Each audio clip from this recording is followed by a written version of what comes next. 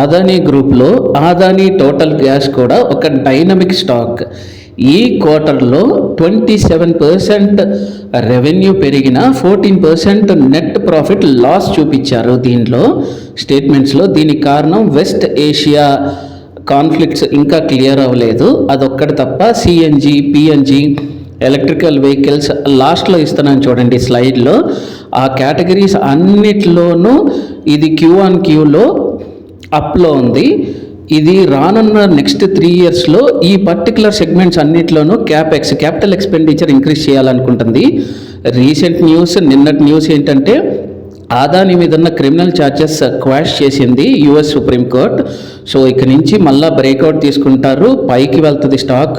1000, 1200, 1600 కూడా వెళ్ళొచ్చు, కానీ 3-4 ఇయర్స్ టైం పట్టచ్చు. ఇవన్నీ లాంగ్ టర్మ్కి బై రికమెండేషన్, సెల్ రికమెండేషన్ కాదు, నా వ్యూ పాయింట్ అంతే.